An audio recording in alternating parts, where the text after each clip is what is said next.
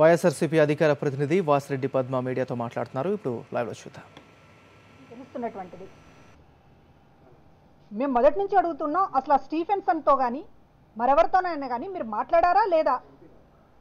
మాట్లాడినట్లు ఆధారాలు ఉన్నప్పుడు ఆడియో టేపులు బయటకు వచ్చినప్పుడు మీరు ఇంతవరకు నేను మాట్లాడలేదనేటటువంటిది ఖండించలేదు.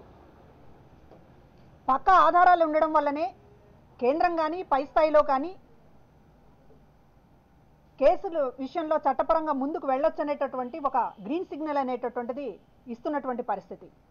మీరు ఈ దశలో కూడా ఇంకా ముఖ్యమంత్రిగా ఏం చేయొచ్చు, ముఖ్యమంత్రిగా ఎవరిని బెదిరించవచ్చు, ముఖ్యమంత్రిగా ఈ విచారణకు సంబంధించి ఎట్లా బయటపడవచ్చు, ముఖ్యమంత్రిగా ఎట్లా ఈ అపవాదు నుంచి తప్పించుకోవచ్చు అనేటటువంటి ప్రయత్నిస్తున్నారే తప్ప మీరు నిజాయితీగా ముందుకొచ్చి విచారణ ఎదుర్కోవడానికి సిద్ధపడడం లేదు.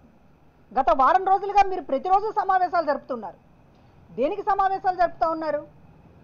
పోలీస్ అధికారులతో సమావేశం జరుపుతూ ఉన్నారు, న్యాయానికి సంబంధించినటువంటి నిపుణులతో సమావేశాలు జరుపుతూ ఉన్నారు, ఇంకా మీ పార్టీకి సంబంధించినటువంటి కొంతమంది నేతలతోటి మంత్రులతోటి కేంద్ర మంత్రులతోటి సమాలోచనలు జరుపుతూ ఉన్నారు.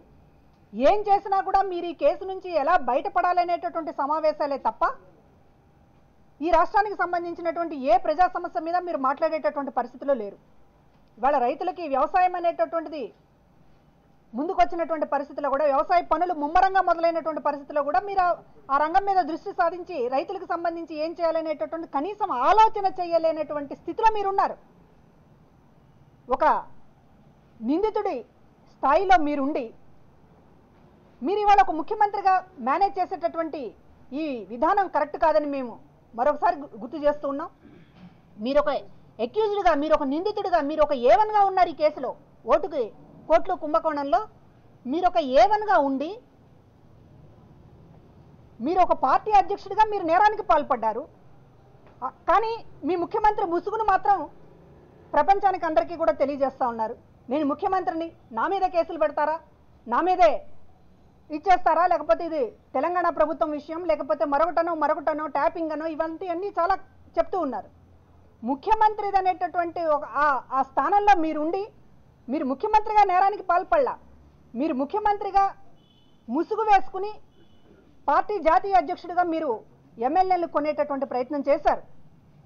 ఆధారాలు ఉన్నప్పుడు మీరు నిజాయితీగా ఆ పదవి నుంచి తప్పుకోండి. ముఖ్యమంత్రి పదవికి మచ్చ తీసుకురావద్దు, ఆ పదవికి ఉన్నటువంటి గౌరవాన్ని కాపాడండి.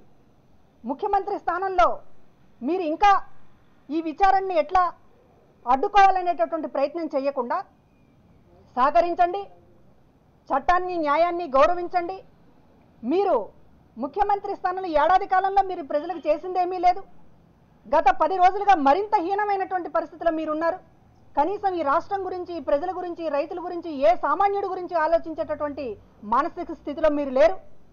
ఒక భయం పట్టుకుంది మీకు. కేసులు అరెస్టుల చుట్టూ మీ మనసంతా తిరుగుతూ ఉంది.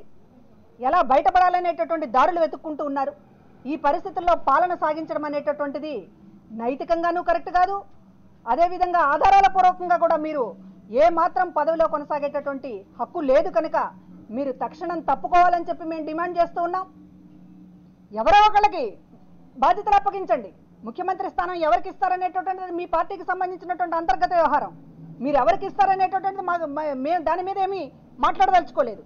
కానీ ఇవాళ మీరు ముఖ్యమంత్రి స్థానంలో ఉండడానికి అర్హత కోల్పోయారు కనుక తక్షణం పదవికి రాజీనామా చేయాలి, మరొకరికి ముఖ్యమంత్రి బాధ్యతలు అప్పగించాలి అని చెప్పి వైఎస్ఆర్ కాంగ్రెస్ పార్టీ డిమాండ్ చేస్తుంది.